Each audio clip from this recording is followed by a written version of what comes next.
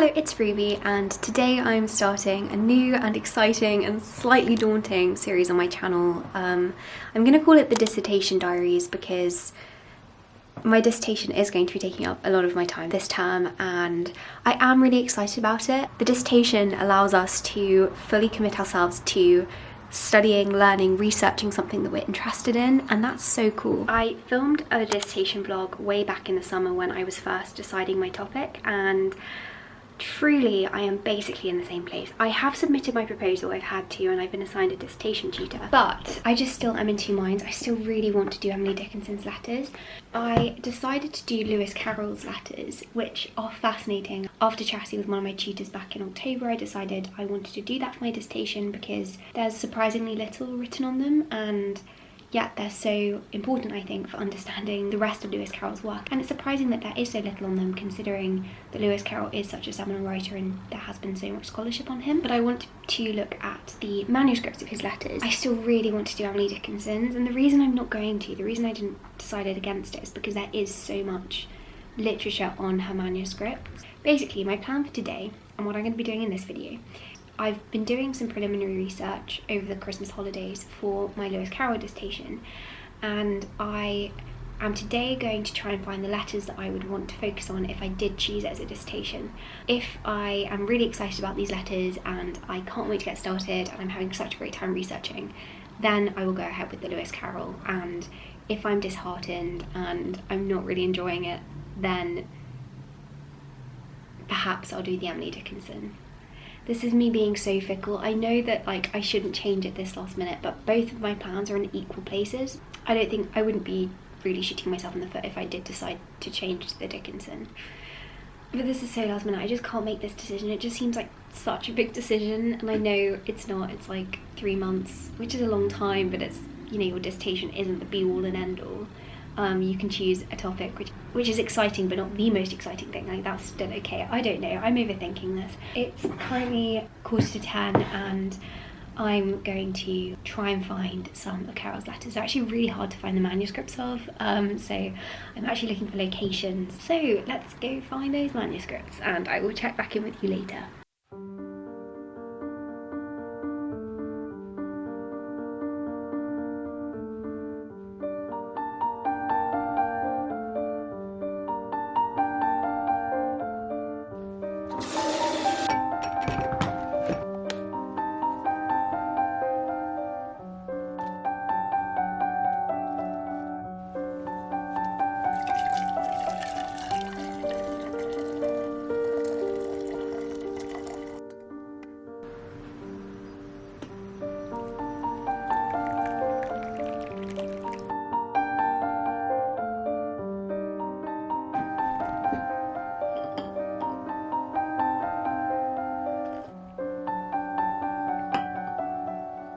So I've found the letters in this book. When I was reading it, I made a note of the ones that I found particularly interesting. So I've written all of these up. I've just put like the details of all of the letters here, and now I'm going to try and locate them. So I've got this book from the library, which should help me do that, because it's got a thing at the back where it says where Cohen found all of these letters. In the 1970s, he embarked on this project to locate Carroll's letters, and he managed to locate 4,000, which is amazing. In the dedication section, it says who found each of the letters for him. So I'm going to look into these and see if they're archived online, or at least where they're stored, and if they're accessible to the public at all. So I'm going to do that now. I think this is going to be quite a big task, and I'm going to try and finish it by 12.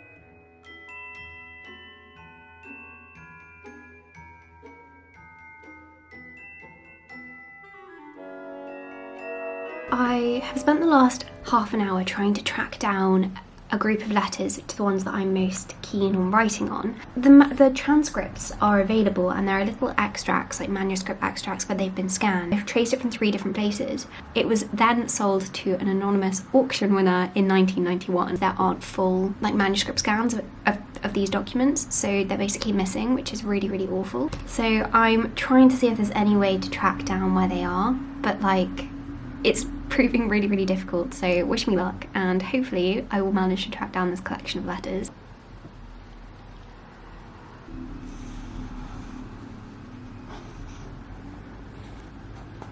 I'm gonna have some lunch now. I ended up working on that for an extra 50 minutes than I meant to, but I did locate records of some manuscripts that I am really interested in seeing.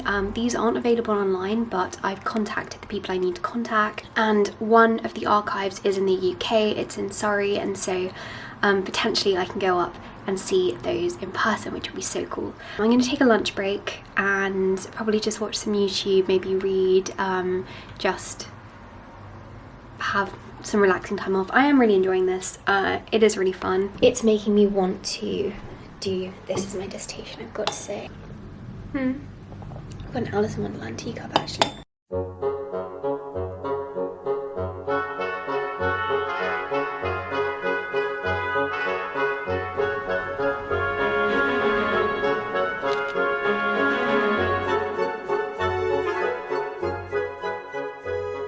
Then here I was creating a timeline of epistolary novels using Genially, who are the sponsor of today's video. Genially is a platform for creating interactive and fun presentations. I've just taken this timeline and I'm putting in some key epistolary novels. So Genially has loads of templates from, I'll just quickly show you. When you go to create something on Genially, you have all of these options of things you can make, like presentations, games, guides. So I went on infographics to make this timeline. Then you can see there are loads of timelines here. So we've got like evolution, classic fairy tales. The one that I went for is just this really simple one because I just wanted something basic, but there are literally so many to choose from. It's so useful because it means that you can have something really professional without actually having to spend very long doing it. Like, I love this, like a vintage advent calendar. Not that that's anything to do with academics, but I just quite like it. In this clip, you can just see me creating that timeline. So I really wanted to make this interactive, and the cool thing about Genially is you can add buttons. So you just need to go to interactive elements, and then you'll see that there are all of these buttons to choose from. So I just chose this eye. Then if you click the interactivity button, you can have it so it takes you somewhere when you click or hover on it. So I just wanted to add a tooltip, which means that when you hover over it, it will come up with information. And then just to get a sense of how this looks at the end, this is what the finished thing looks like. As you can see, I'm just hovering over the eye and it comes up with this information. There are so many things you can integrate into your Genially presentations, like maps and videos, etc. So for example, this is a page I created about rugby school, and when you click on this, it takes you to this clip from Tom Brown's School Days, which was set at rugby. Genially is really useful for presentations and just creating interactive content. It's also completely free, and they are adding free new templates every week. So if you want to start using it, there'll be a link in the description box.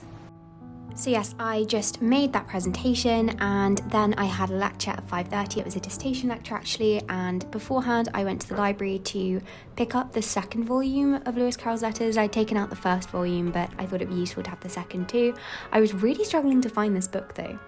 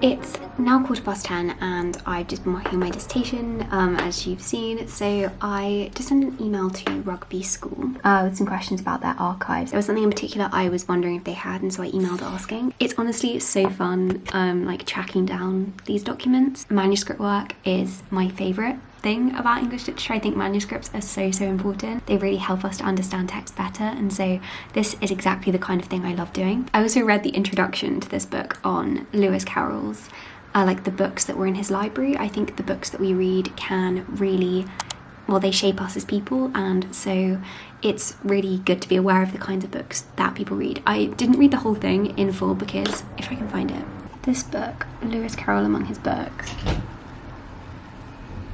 So as you can see, it's basically written like a dictionary. So I haven't read the full thing, but I searched it for like letter collections, epistles, etc., so that I could see the kinds of letters that he'd read. I was just doing a load of research into Lewis Carroll's education, and as part of that I also just made that Genially page that I showed you earlier with some key information about Rugby School so that I could go back to this easily.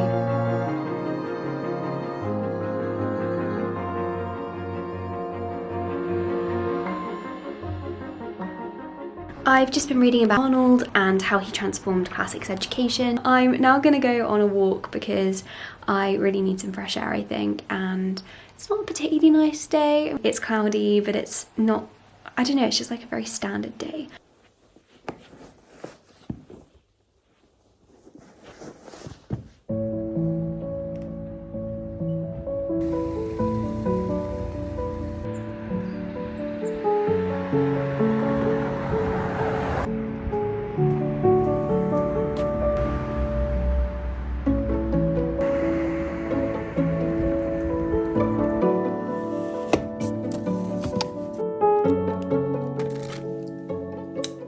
I'm back from my walk now and I have got myself some more tea. This is a licorice chai from from Heath and Heather.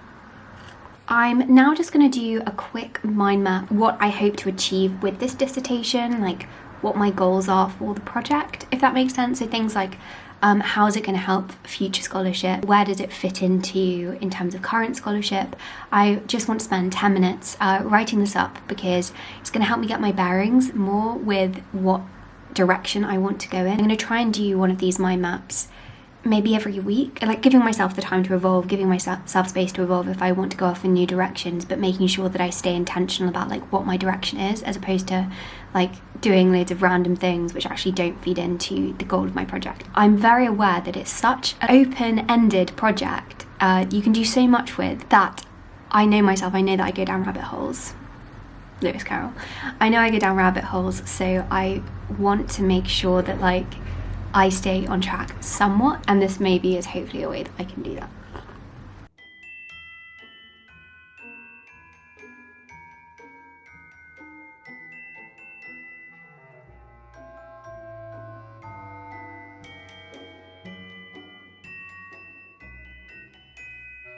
I'm just going to scan this letter,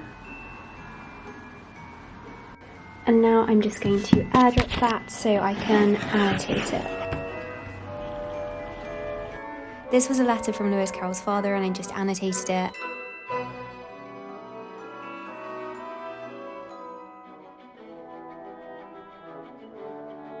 And then I went to Boston Tea Party to do some studying. So this actually wasn't related to my dissertation, but I still included it because I feel like cafe studying is just very satisfying to watch.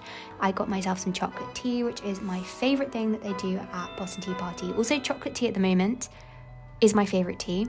I feel like I go between favourite teas so much. Like it's actually kind of silly how much my favourite tea changes. But at the moment it's chocolate tea. I wrote a letter first of all. And then I was just doing some work for my other module.